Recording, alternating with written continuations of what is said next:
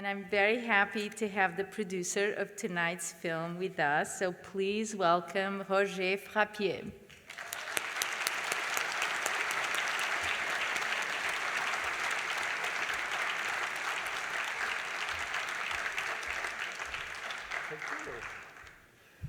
Thank you.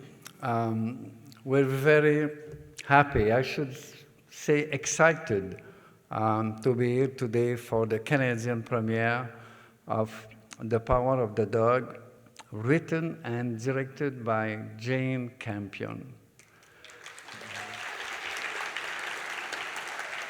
Just for me, the evocation of the name Jane Campion brings so much memories of great films of our cinematographic world.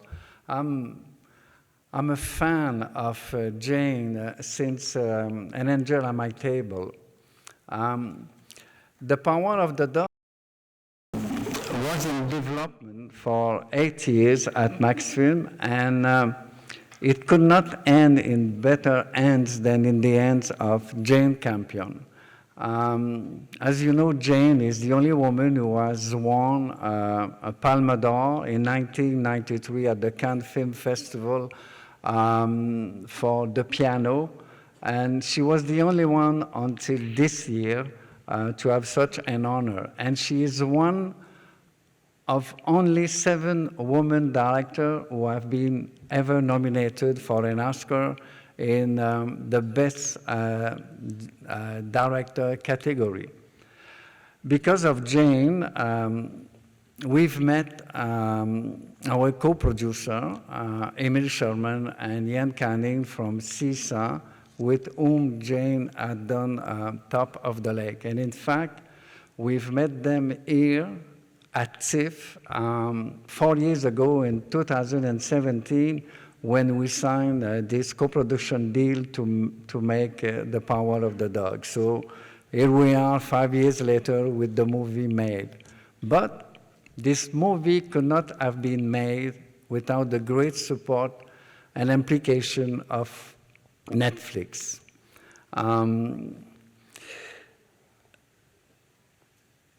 Last week, after a screening, there was a woman for the Q&A who asked Jane what was her secret to establish such a relationship, a tension even, between the big scope, the landscape, and the close-up of the individual. So for her answer, she laughed, and she said, "That's my secret." So tonight you will be sharing that secret with her. And what is not a secret, and that she talked about it, is the great cast, the great international cast we have for this movie. Kirsten Dunst playing Rose, Cody Smith-McPhee, her son Peter, Jesse Plemons, who play Brother George, and the magnificent Benedict Cumberbatch playing Phil. You will see them after the screening, and I sincerely hope you will like the movie as much as I do. Thank you. Hello again. How amazing was that? It's my great pleasure to welcome Cody Smith-McPhee.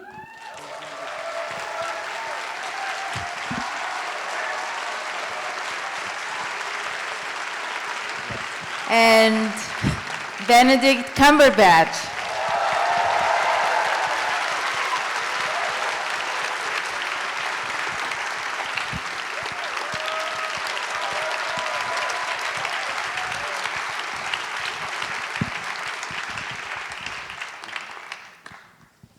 So I'll start with a few questions, and then we can open to the audience. Tell us about how you got involved with the project. How is it working with the magnificent Jane Campion? You want to go first? Mine's quite simple. I just, had received the script and very quickly read through it and very quickly fell in love and read through it again with that ending. And I went to meet up with Jane, and it was a very, forgiving and pleasant session of just talking through the character and basically talking as the character. And I equally saw her falling in love with, seeing Peter come to life in front of her eyes, and that was a very humbling feeling and experience. And then I found myself with these guys. This huge seismic force of cinematic culture, this amazingly strong woman in a very male-dominated world, this person who has this incredible weight of work behind her, walked into my house, grey rucksack on her back, said, "Hello, nice to meet you, I'm Jane." And just, from all the fear I had and anxiety of meeting this profoundly gifted and inspirational filmmaker, I just melted. She's just a human being, and we had a lovely chat. And then she showed me a lookbook and described where she wanted the kind of focus to lay of her story. And I'd read the book. I don't think I'd read the script by then. And I went, "This is amazing." And we were sort of smiling, and it was a bit awkward. And I went, "So are we doing this?" And she went, "Yeah, I just wanted to meet my Phil." And then afterwards, I was like, "Oh my God, I think I've just got the part." I didn't know if it was a meeting or an audition or what it was. And then afterwards, I think Jane then went out and went, "I think I just offered him the part," to her producers. But yeah, good things came of it. I mean, the experience itself was just extraordinary. And it was all about matching that expectation that she placed in me. And yeah, lucky me. How did you prepare, both of you, how did you prepare for the role? And then how did you also work together? Just the characters are so in tune. Well, we had a kind of boot. I had two boot camps. I had a sort of dude camp in Montana to sort of get into the skin of a man who owns that world, the weather, the terrain, the animals, the livelihood of a rancher. And then I had a second boot camp in New Zealand, well, a small one, a 2-week rehearsal window, which was really precious, where we all met for the first time. I went hiking with Jesse. We kind of got lost on a little trail and learned about each other and tried to be in character, which was what Jane's intention was, but we'd never met. And I was such a huge Jesse Plemons fan. I was like geeking out and, just asking each other lots of questions and not really doing much work at all. But then back in the rehearsal room, she divined very interesting ways of creating a very quick, charged intimacy between actors that, while professional and hardworking, had never worked with each other before. And there was a really beautiful rehearsal where she got me and Jesse to waltz. We also lay side by side in a bed and just had an afternoon nap. Kind of build that intimacy. And then we started doing our dance, so to speak, which, as you've seen, is very layered and complex. There are lots of games going on at the beginning of it, and something else starts to happen, I think, for both characters. There's lots of slippage, and I certainly, from my perspective, couldn't get too involved in what he was trying to do or reading too much into what he was trying to do, other than what I thought he was trying to do, which obviously to the audience is a very different thing. But we needed to get close in order for that stuff to happen, whether it was a shot on you when I wasn't looking, or something that the audience picks up from what's happened previously that I'm not aware of as a character. But do you want to speak about that? Well said. That pretty much covers it. Okay, cool. Yeah, thank you. So the film examines masculinity. How was that for you, that kind of examination and unearthing of the idea of what it means to be a man? Yeah, I mean, I think Phil's tragedy is he can't be his authentic self in the time he's in, but also the culture he's in. And I think it's a story of what happens, what the performative aspect of his toxic masculinity, how disruptive and just utterly destructive it is as well to both him and his happiness, but also those around him. And it is a tragedy. It's a tragedy of intolerance in many ways. But to examine what he does and how he does it and how he is, I mean, the book is quite extraordinary. And what you have in the film is obviously a linear telling of the story, and the layers come off him a little slower. Thomas Savage has the gift of an author being able to jump around in time, and obviously you get I really urge you to read it. I really do. I don't know how busy your lives are, but read it. It's great. It's a very special work, and I think, a sort of rediscovered classic. He creates such a rich, intimate understanding of that character. He's a writer that can nail a character in half a page, an entire world in a chapter. I mean, it's a very special work. So that was a massive blueprint for Jane and for me to respect that work. But I'm servicing a script, so going into those modes of being convincing when he's ranching, I had a riot. I mean, I had a great time doing that. It's quite far away from my normal wheelhouse, and I was just thrilled that someone as mad as Jane wanted me to do it. You know? Yeah, and it was helped massively. She gave me full permission. That's the other thing I should say. She introduced me at the beginning of the shoot. She said, "This is Phil.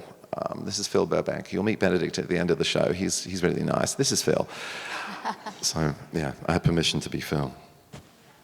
Cody? I mean, for myself, I think it's quite opposite in the sense that for Peter, at least, he is completely himself. But in the same way, he meets discomfort, and yeah, I mean, he also, though, is somewhat of, I mean, you look up to him in that sense that he can completely be himself, and he has the courage to do that, and I think that's the first attraction, is like, oh, I've underestimated this, Yeah. you know, lily-livered thing, you know, he's actually got a real core of will and strength about him. Which, I mean, personally for myself, isn't too far from home. I mean, I'm a bit strange myself, and going through school like that, and the world of this industry and things like that, you know, being in front of so many eyes like this, you just have to completely embrace that side of yourself. So I saw something in Peter that I really looked up to, and I wanted to represent. So yeah. Great.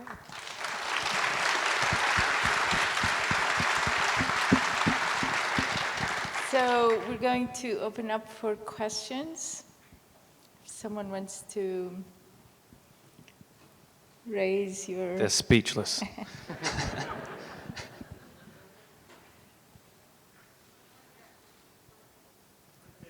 Yes? Sorry, what was the favorite? Scene. Favorite scene of the film. I don't really do favorites. I really like working with the animals, sorry. They were great. No, I did. I mean, I really like driving the cattle. I like doing that because you don't get to do that very often in the 21st century. They don't talk as much as me, do they? They don't. They really don't. They don't. Yeah. They don't have the. Yeah. No, there were so many golden moments for me with Jesse and with Cody. My least favorite. I could do that. Go for it. You know, when you're immersed in something, or trying to be at least, trying to, you know, forgive yourself for your imperfections and just go for it, there's nothing like playing a musical instrument to draw you back into the reality that you're faking it. So yeah, my least favorite moments were with the banjo. Although I can play now, but not quite to the level that Johnny Greenwood and his amazing friend. Big round of applause for Johnny Greenwood. I mean, that's, yeah.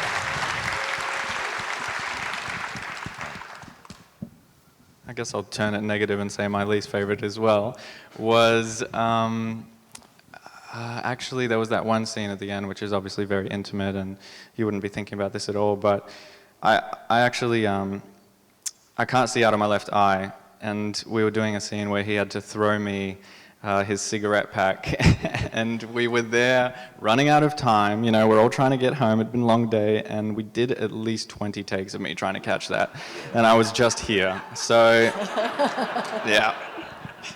I tried to literally kind of go, I have no it just got very perspective. unfilled, you know, this kind of very generous pass. That's it for me.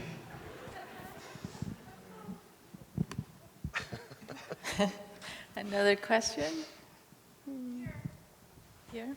How does it feel to go from a character like Doctor Strange to a character like this? Really privileged, you know.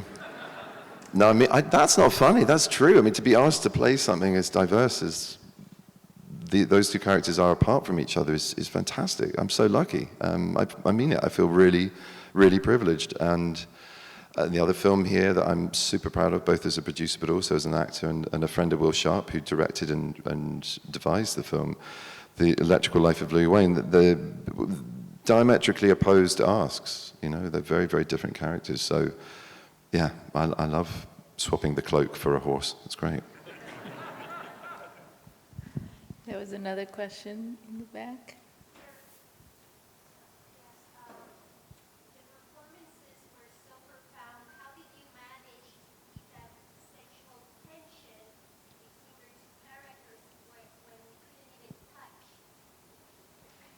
The performances were so profound. How did you manage to keep that sexual tension? Well, I mean, touch kind of releases a lot of the tension. So not touching is part of it.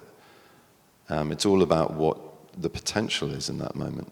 And Jane's and Ari's lens, our extraordinary DOP, the sensitivity of the crew, and just us working in our own rhythm and trying to find something that only cinema and a great auteur like Jane can really mine, which is that rich experience of the unspoken. That's really how it works. Yeah, I think that's kind of what I have to say there. Beautiful. Oh, thank you. It's beautiful. He's so nice to me. It's ridiculous. Okay, is there one quick final question? I've been eyeing this one. All right, go. Yeah, back to the music. You do your own whistling?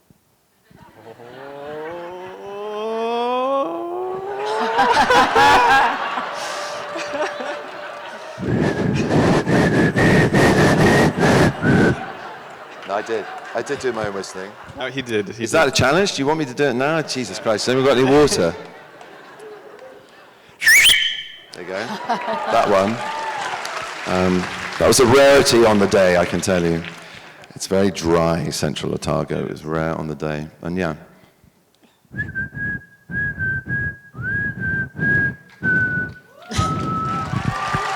go. I never thought I'd stand in front of a film that's just finished and be applauded for whistling. My life is weird.